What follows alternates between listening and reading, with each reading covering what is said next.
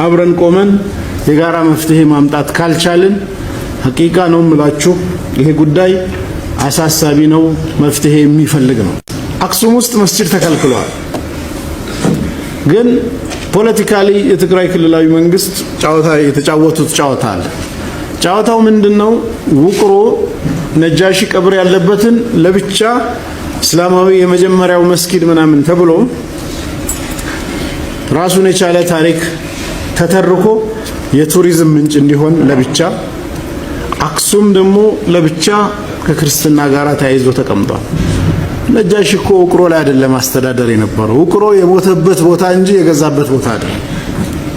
ውቅሮ የሞተበት ቦታ እንጂ የገዛበት አይደለም። የገዛበት ሰሃቦች ነፃነት ያገኙት አክሱም ከተማ ውስጥ ነው።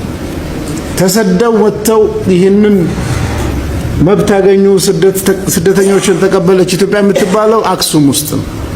ስለ አክሱም ቤተክርስቲያን የመጀመሪያው መረጃ ቡኻሪ ውስጥ ይመስለኛል ሐዲሱ፣ እናንተ ታውቁታላችሁ። ኡሙ ሰለማ ለነብዩ ሰለላሁ ዐለይሂ ወሰለም በአክሱም ጽዮን ማርያም ቤተክርስቲያን ውስጥ ስለ ማርያም ቤተክርስቲያን ያየችውን ስዕል የምትናገረውን ታሪክ ይዘው ነው እነ ፕሮፌሰር ስርገው ሀብለ ስላሴ ምን ይላሉ?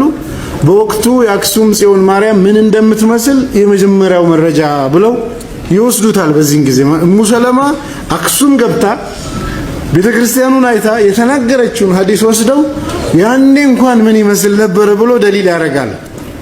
ከዛ ዞር ብሎ አክሱም ውስጥ ነጃሽ የሚባል መሪ የለም።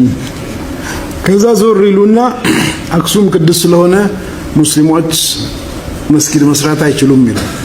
እኛም ተባብረናቸው ውቅሮ ነጃሽ የሞተበትን ቦታ የመጀመሪያው መስጊድ ብለን አብረን እያወራን ነው። የመጀመሪያውማ እዛ አክሱም ውስጥ ነው እንጂ እዚህኛው አይደለም። የመጀመሪያው ሙስሊሞች ነፃነት ያገኙት ዛሬ በ21ኛው ክፍለ ዘመን ነፃነት የተከለከለበት አክሱም ውስጥ ነው።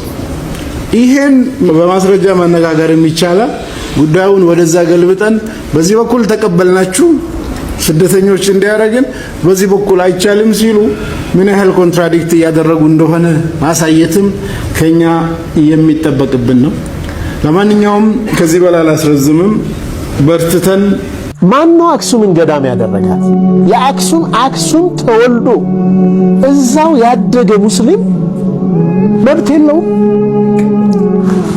እንዴት ነው እዛች ሀገር ላይ አዛን ብሎ መስገድ የሚከለከለው? ሂጃብ አድርጋ መማር እንዴት ነው የምትከለከለው? እህታችን